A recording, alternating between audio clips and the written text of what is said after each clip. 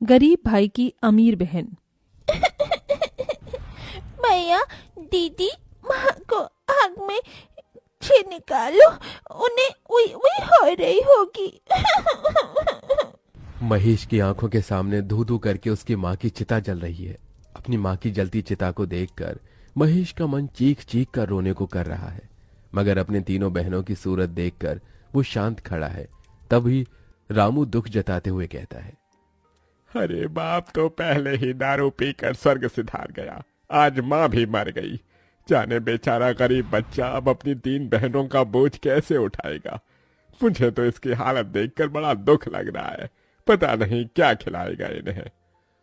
अरे भीख मांगने के सिवा छोड़कर और क्या करेगा, अब इतने छोटे बच्चे को कोई काम भी नहीं देगा। लोगों की तरह तरह की बातें सुनकर और माँ की मौत का दुख झेलकर 12 साल के महेश का मन किसी काठ सा मजबूत हो गया था। उसने अपनी आंखों से बहते आंसू पोंछे और कहा, ना मैं भीख मांगूंगा, ना मैं अपनी बहनों की भीख मांगने दूंगा। मैं मेहनत करके कमाऊंगा। आप लोगों मेरे दुख में आए, बड़ी मेहरबानी। अब चले जाइए। महेश समझ गया था कि इस दुनिया में हर किसी को अपनी मदद खुद ही करनी पड़ती है। महेश 6 महीने की नंदिनी को गोद में लिए अपनी बाकी 2 छोटी बहनों योगिता और प्राची के साथ अपनी टूटी फूटी झोपड़ी में आ गया। तभी 5 साल की प्राची ने भूख जताई। भैया भूत लेती है, खाना चाहिए, माँ तो मर गई, अब हमको खाना बना कर कौन खिलाएगा।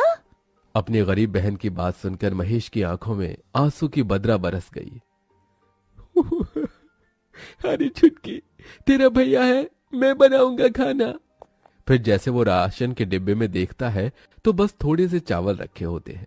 महेश चूल्हे का धुआं सहकर गीले चावल बनाने लगा और दोनों बहनें योगिता और प्राची नंदिनी को गोद में लिए टकटकी लगाई चूल्हे की ओर देखती रहीं। तभी महेश का हाथ जल गया।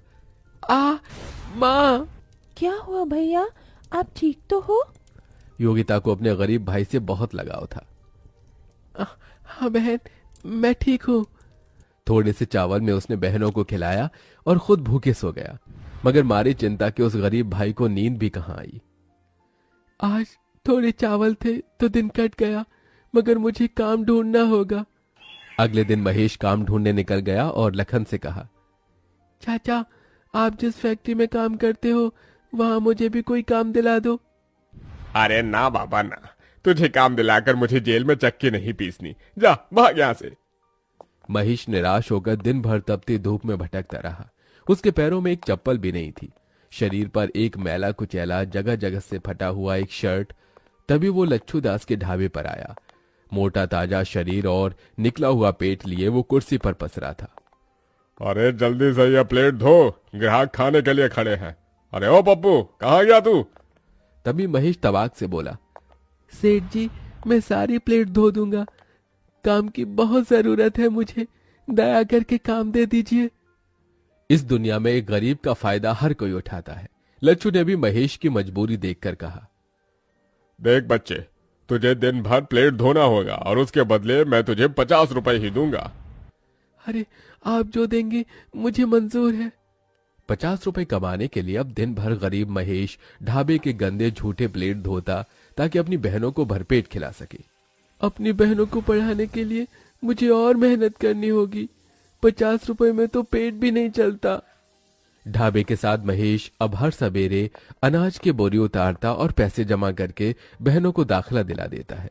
अपनी हर तनख्वाह से वो तीनों के लिए तोहफे खरीद कर लाता और फटे कपड़ों में रह जाता।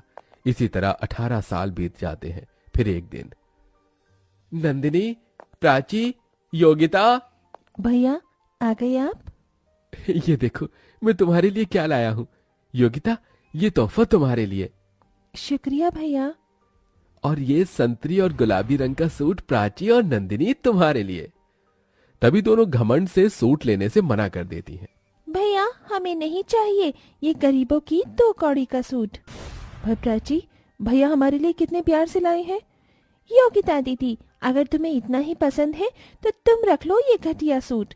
और भैया, अब आपकी बहनें बच्ची नहीं रही, बड़ी हो गई हैं, हमें कुछ ढंग का ला कर दिया कीजिए। ये ठेली फेरी वाले कपड़े हम नहीं पहनेंगी। यू नो वॉट भैया, हमारी सहेली इतने अमीर घर से आती हैं, एक एक कपड़े लाखों के पहनती हैं, और तो और किसी की डैडी बिजनेसमैन है, किसी की सरकारी नौकरी में, और हमारा भाई आज भी ढाबे पर बर्तन मांजता है। हमें खुद में सोचकर इतनी शर्म आती है। अरे क्या जिंदगी भर औरों की गुलामी करते रहोगे?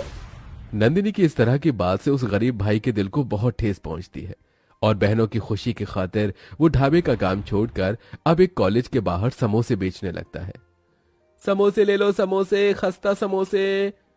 बस भगवान, शुरुआत तो कर दी है, कृपा करना काम जम जाए तो फिर बहनों की शादी भी करनी है।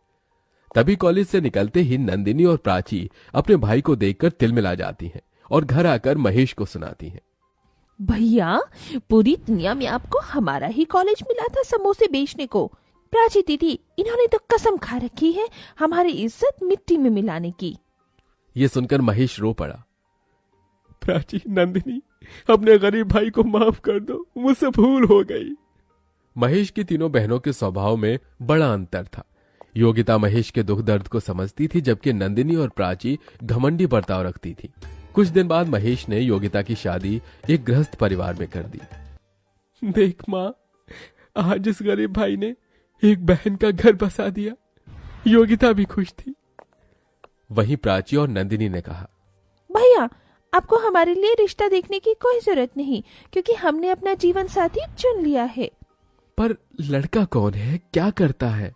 चिंता मत कीजिए भैया, वो योगिता दीदी के पति की तरह चपरासी नहीं जिसे आपने पसंद किया था। देखिए भैया, सारी जिंदगी तो इस गरीबी के सिवा आपने हमें कुछ दिया नहीं।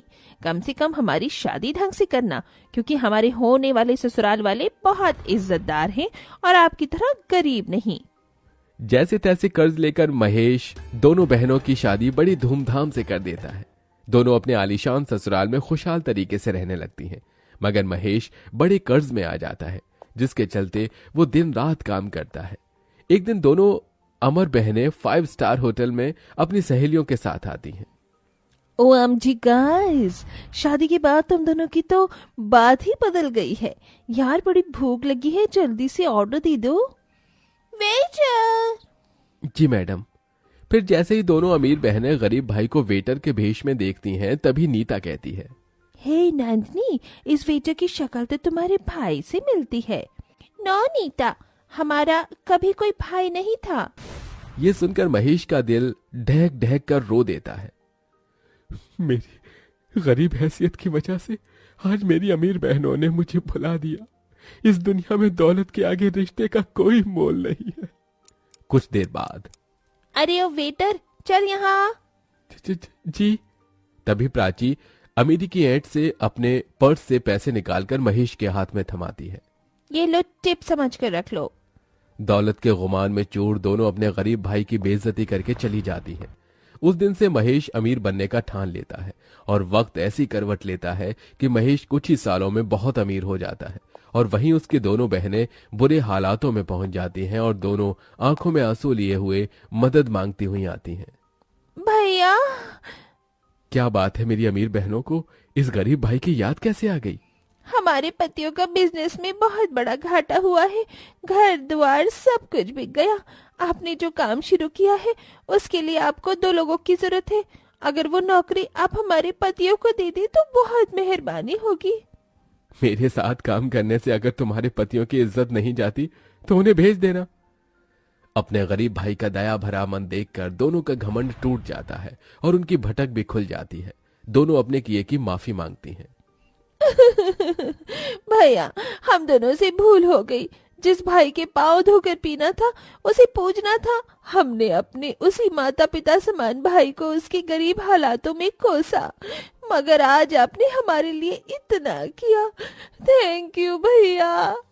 दोनों के आंसू देखकर आखिर बीती बातों को भूलकर महेश अपनी दोनों बहनों को गले लगा लेता है और धीरे धीरे स्थितियां ठीक हो जाती हैं।